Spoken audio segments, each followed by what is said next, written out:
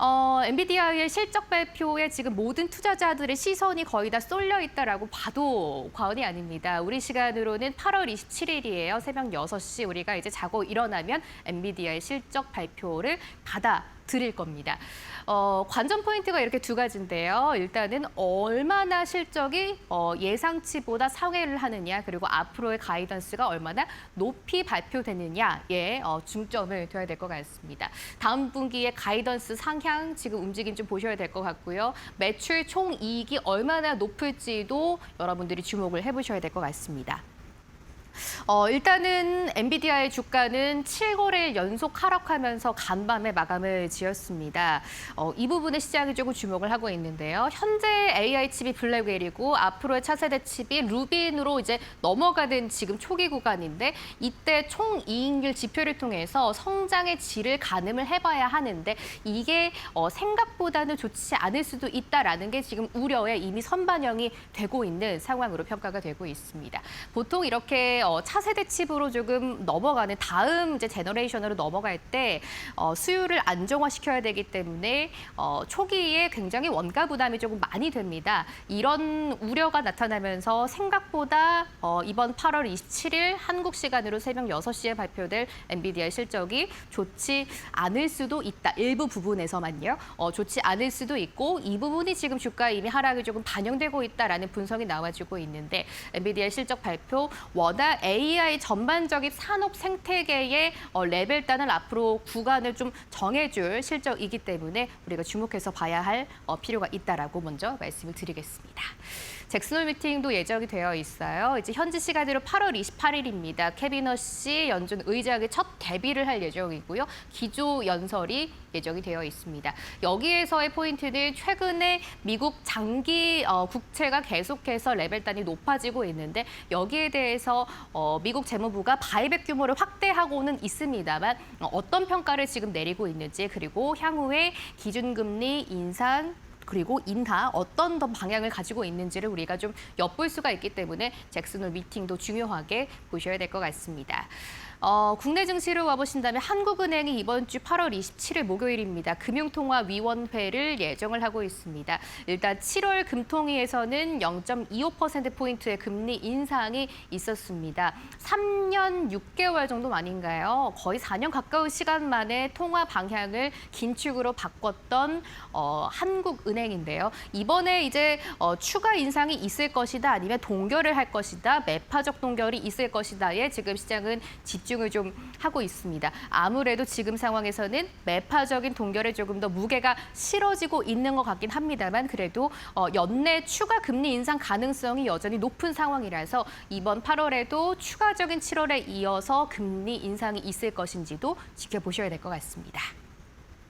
마지막으로 미국에서 중요한 지표가 또 하나 나옵니다. 8월 초로 약간 돌아가 보자면 고용 지표 굉장히 쇼크 수준으로 안 좋게 나왔고요. CPI, PPI 모두 안정화를 보이면서 물가 상승이 어느 정도는 잡히고 있다라는 긍정적인 지표가 나오기는 했습니다. 그런데 이제 다음 FOMC에서 금리 방향을 결정할 때 연준이 굉장히 중요하게 보는 지표 중 하나가 바로 이 PC입니다.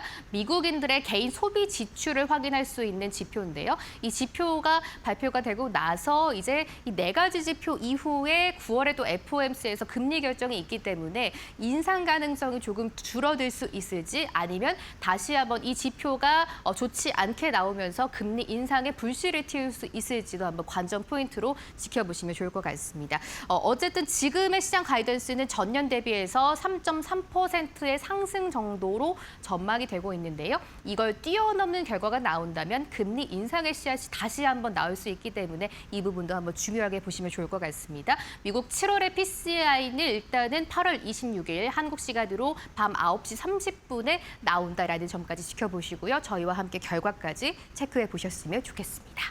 이번 주에 보셔야 하는 전반적인 일정 한번 보여드렸습니다. 오늘 시장에서는 지수가 워낙 좋지 않기 때문에 많은 종목들이 하락을 하고 있고 특히 그 중심의 반도체, 어제 잘 갔던 2차 전지, 제약바이오 전반적인 종목들이 하락을 하고 있습니다. 그나마 이번도 시장에서 조금 오르는 섹터 보자면 최근에 가상자산주들 많이 움직이고 있습니다. 여러 차례 말씀을 드리고 있습니다만 미국의 국채발 유동성 훈풍도 있고요. 기관 수급까지 주까지 유입이 되면서 최근에 뭐 비트코인을 다시 한번 1억 달러가 넘어갔고 가상자산 관련된 종목까지 강세를 보여주고 있습니다. 앞서 한번 언급을 드렸는데요. 미국 재무부가 이제 국채 바이백, 그러니까 국채를 다시 매입을 하는 바이백 규모를 확대를 하면서 채권 시장의 수급 자체가 조금 개선될 것이다라는 기대감이 나타나고 있는 상황이죠. 이게 이제 암호화폐 관련된 종목들 그리고 비트코인 같은 암호화폐 자체를 조금 끌어올리는 가장 큰 호재라고 보시면 될 것 같고요. 그래서 또 글로벌 기관 수급도 계속 유입이 되고 있는 상황이고 최근에는 아예 비트코인과 암호화폐들의 이미지가 조금 달라지고 있다라는 평가까지 나와주고 있습니다. 그동안은 단순히 위험 자산으로 평가가 됐는데 최근에는 이제 달러도 약세를 보이면서 어느 정도의 통화 약세에서 이거를 좀 탈피하는 곳이 바로 가상 자산이 되지 않을까라는 새로운 좀 통화로 우리가 이미지를 바꿔가고 있다라는 평가까지 나오고 있는 가상 자산입니다. 단연 이제 위험 자산을 넘어서 새로운 또 통화가 될 수 있지 않을까라는 기대감도 어느 정도 나타나고 있는 상황이고요. 가장 큰 호재가 또 이 클래리티법입니다. 트럼프 대통령이 얼마 전에 이 클래리티법의 법안을 조금 빨리 통과시켜라라고 촉구를 하면서 여기도 가상자산 관련된 종목들에 조금 힘을 불어넣고 있는 상황입니다. 하지만 클래리티법 이번 연도 안에는 통과가 조금 어렵다라는 점들도 여러분들이 확인을 해보시면 좋을 것 같고요. 관련된 종목들 투자하실 때 여기에 대한 이벤트를 보면서 실망 매물이 나오는 것까지 한번 체크를 해보시면 좋을 것 같습니다. 가상자산의 제도권 편입이 한층 빨라질 수 있다라는 기대감 계속 올라오면서 비트코인도 1억을 다시 회복을 하고 가상자산 관련된 종목들도 강세를 보여주고 있습니다. 그리고 최근에 또 랠리를 펼치는 게 원자재입니다.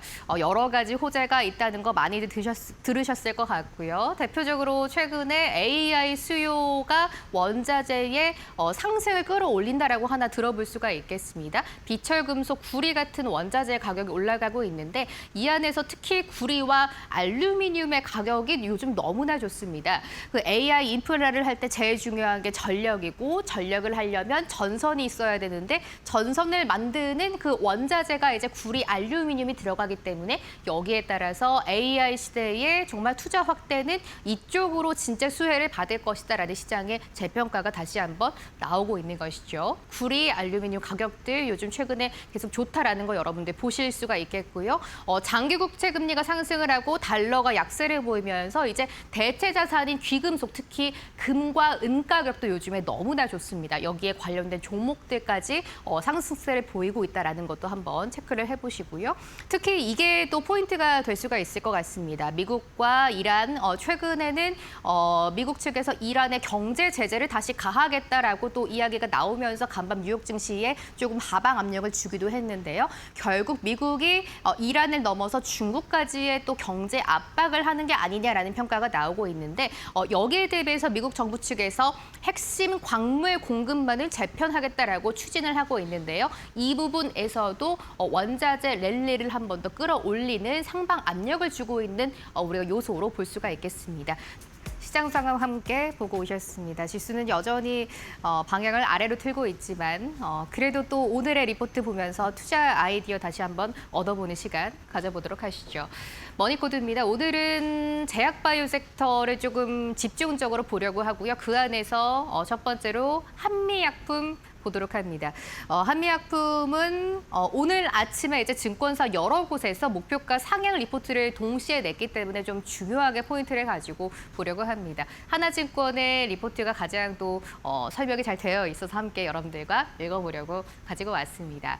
어제 이제 깜짝 상한가로 마감을 하면서 그동안의 서름을 조금 벗어냈던 한미약품입니다. 오늘은 뭐 시장이 많이 빠져서 10% 넘는 급락으로 차익 실현 매물이 나오고는 있습니다만 그래도 8월 중에 부진했던 주가를 뒤로하고 어제는 깜짝 상한가로 마감을 했습니다. 그동안 이제 부진했던 이유를 본다면 2분기의 실적이 가장 큰 원인이었습니다. 2분기의 실적이 한 3주 정도 전에 발표가 됐는데요. 실적은 굉장히 잘 나왔거든요. 근데 그 안에서 시장은 그 북경 한미라는 중국의 한미약품의 법인입니다. 북경 한미 측의 워낙 실적이 안 좋았고 그 부분에 대해서 집중을 하면서 주가가 계속해서 계속해서 하락을 해왔죠. 일시적으로 시장에 실적이 잘 나왔던 것은 일시적인 그 마일스톤에 따라서 실적이 잘 나왔던 것이고 우리가 중국 법인에 조금 집중을 해야 하는데 여기에서 워낙 부진했기 때문에 실적이 잘 나와도 결국 질이 안 좋은 실적이었다라고 평가를 해서 7월 말 8월 계속해서 한미약품의 주가가 굉장히 안 좋았습니다. 그런데 어제 이제 깜짝 상한가가 나왔던 이유는 바로 여기에 있습니다. 일단은 엄청난 기술 이전 계약을 체결했다라는 소식이 들어왔는데요. 여러 차례 기술 이전 계약이 있었지만 이번에 기술 이전의 시장이 집중을 하는 이유가 바로 여기에 있습니다. 그 기술 이전을 한 곳은 제넨틱이라고 로슈의 100% 자회사인 곳입니다. 한미약품의 HM17321 물질을 제넨틱에 기술 이전을 했다라고 소식이 들려왔습니다. 이 물질이 쉽게 말해서 비만 치료제인데 어떤 비만 치료제냐? 평범한 게 아니라 근육을 보존하면서 지방을 빼주는 전 세계 처음이 될 수 있는 근육 보존 비만 치료제라는 겁니다. 이게 총 계약만 지금 3.2조 정도로 기술 이전의 계약이 체결이 됐고요. 선급금만 8.2%를 받았다고 합니다. 이 선급금 8.2%라는 숫자에 지금 시장이 굉장히 주목을 하고 있습니다. 보통 글로벌 기술 이전 계약을 체결을 할 때 선급금을 한 6에서 7% 정도로 받는 게 일반적인데요. 이걸 완전히 뛰어넘어서 이번에 한미약품이 제넨틱으로부터 8.2%의 선급금을 받았다고 합니다. 이것만 보더라도 어느 정도의 HM17321의 기술력이 좀 확정이 됐다라는 것을 지금 시장이 긍정적으로 평가를 하고 있는 것이죠. 3.2조 원의 기술 이전 여기에는 또 추가적인 마일스톤까지 더해질 것이기 때문에 사실상 규모는 더 클 것이다라고 우리가 예상을 해볼 수도 있습니다.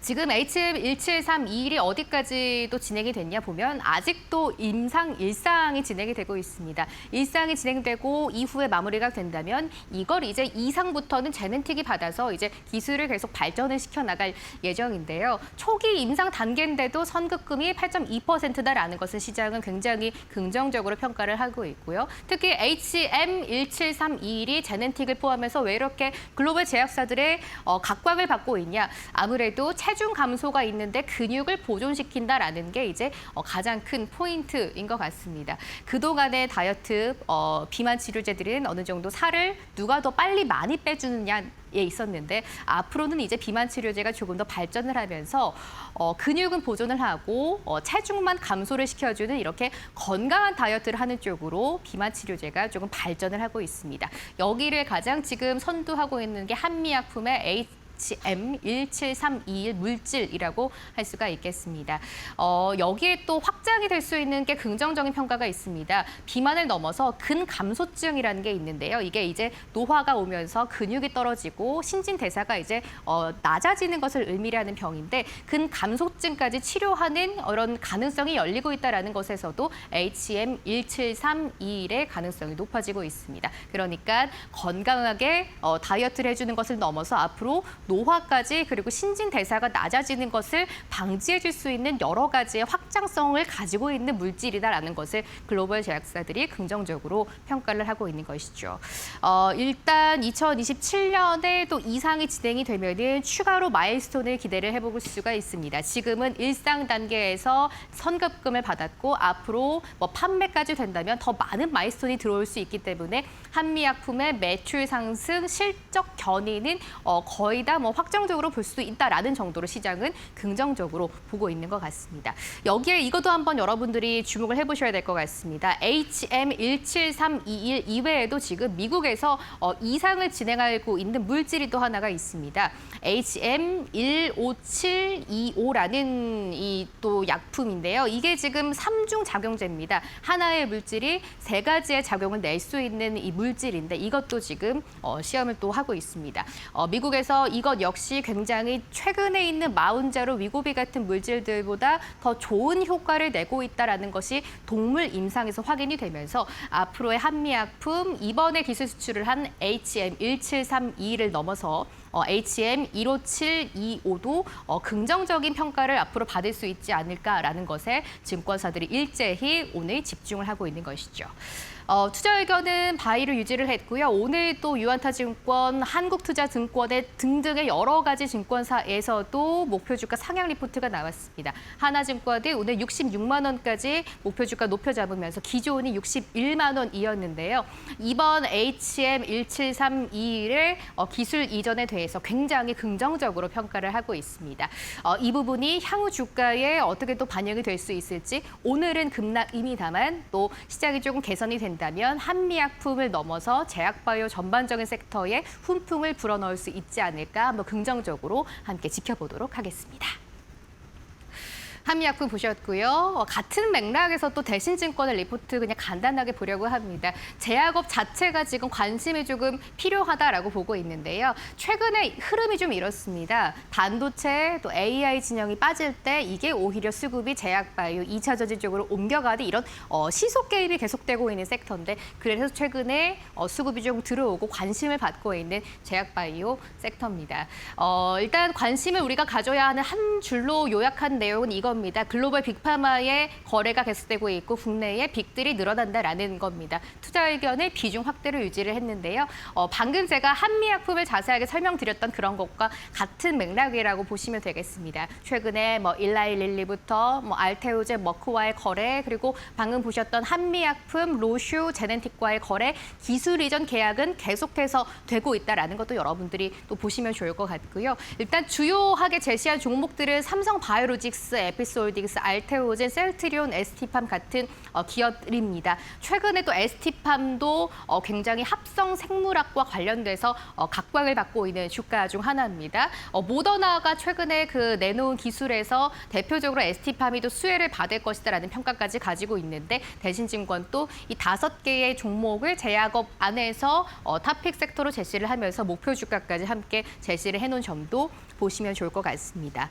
여기에 나와 있는 내용 앞서 말씀드렸던 한미약품의 이번에 3조 원이 넘는 대량 기술 수출 계약도 함께 체크를 해주면 좋을 것 같고요. 가장 중요한 거 최근에 글로벌 대비해서 국내 증시 상장된 대학 섹터들의 주가가 굉장히 좀 저평가되어 있다라는 것도 제약 섹터를 우리가 다시 한번 보면 좋은 이유로 제시를 하고 있습니다.